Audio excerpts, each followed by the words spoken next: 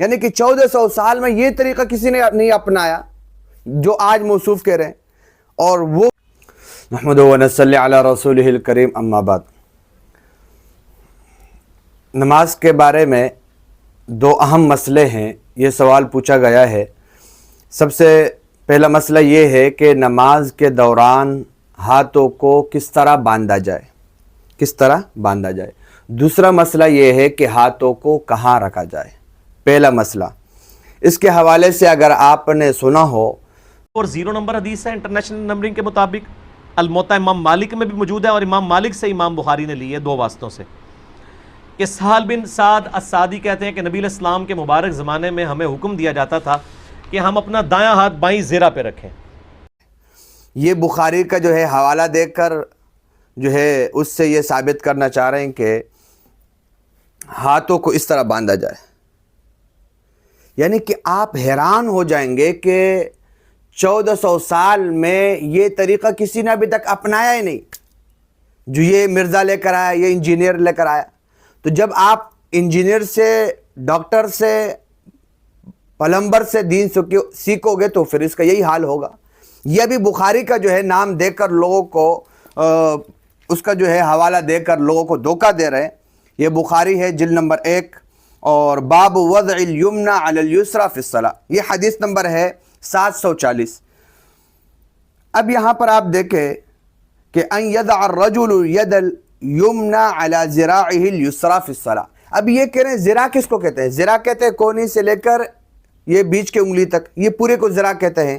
یعنی کہ حدیث کا مطلب موصوف یہ بیان کر رہے ہیں کہ آپ ہاتھ کو رکھے، سیدھے ہاتھ کو رکھے ذراع پر، الٹے ہاتھ کے ذراع پر. یعنی کہ یہ پوری جو کلائی ہے صحیح ہے، آپ اس پر رکھے، یعنی کہ اس طرح، جس طرح کے موصوف کہہ رہے ہیں.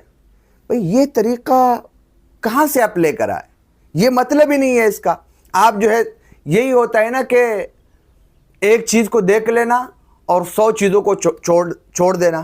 ابھی اس بیچارے نے تو اس کا ترجمہ پڑھا، اس کو کیا پتہ ہے ذخیرہ احادیث کی جو دوسری کتابیں ہیں اس میں کیا ہے، سنن میں کیا ہے، ترمذی میں کیا ہے، ابو داؤد میں کیا ہے، سنن نسائی میں کیا ہے. اب ذخیرہ احادیث اس کے ترجمے ہیں، اس کی وجہ سے یہ جو ہے وہ کر کے اور وہ جو مطلب ہے المنجد کا حوالہ دے رہے ہیں، اور اس کا جو ہے لسان العرب جو ہے آپ اس میں دیکھیں کہ ذراع کس کو کہتے ہیں، کونی سے لے کر اس انگلی تک، یہ پورا جو ہے ذراع کہلاتا ہے.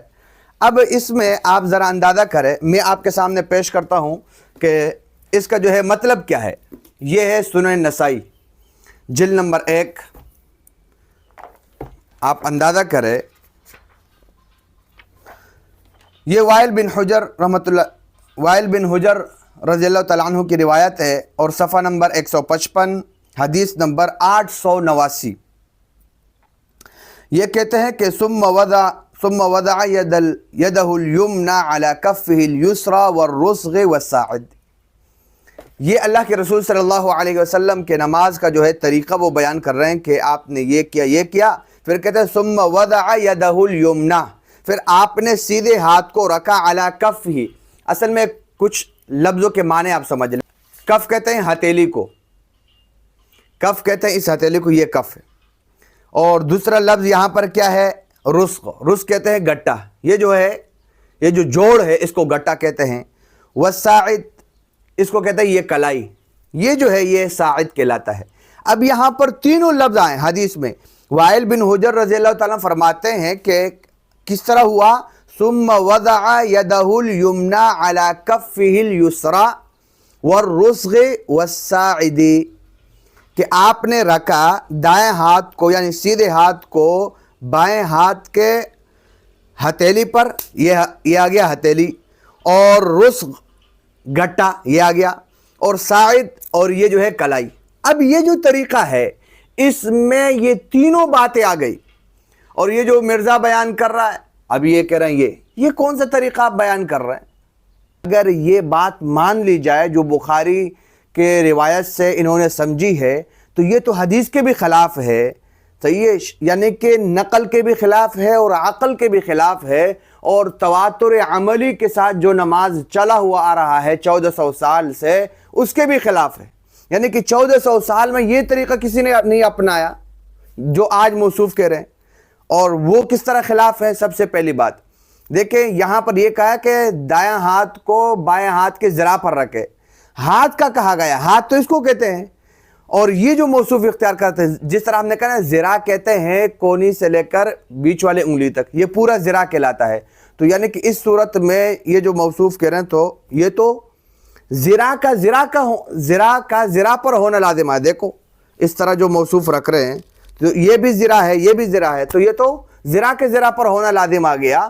تو یہ تو بالکل حدیث کے مطلب کے خلاف ہے. تو اس کا مطلب وہی ہے جو ہم نے آپ کے سامنے بیان کیا نسائی کے روایت کے روشنی میں، کہ ہاتھ کو اس طرح رکھا جائے، اس طرح رکھا جائے تاکہ صحیح طریقے کے ساتھ سب روایتوں پر بھی عمل ہو جائے، اور اس کا مطلب بھی یہی ہے. موصوف جو ہے اس کے مطلب کو بھی نہ جان سکے، یعنی کہ ہر اعتبار سے حدیث کے خلاف مطلب بیان کیا، پھر جو ہے نقل کے خلاف بیان کیا، عقل کے بھی خلاف، اور تواتر عملی کے ساتھ جو نماز چلی آ رہی ہے 1400 سال سے، اس کے بھی انہوں نے خلاف یہ مطلب بیان کیا ہے. تو لہذا یہ طریقہ بالکل انہوں نے سنت کے خلاف بیان کیا ہے. سنت طریقہ یہی ہے کہ اس طرح جو ہے ہاتھ رکھے جائیں. یہ طریقہ جو ہے یہ سنت طریقہ ہے، جیسے کہ نسائی کی روایت کے روشنی میں ہم نے آپ کے سامنے پیش کیا.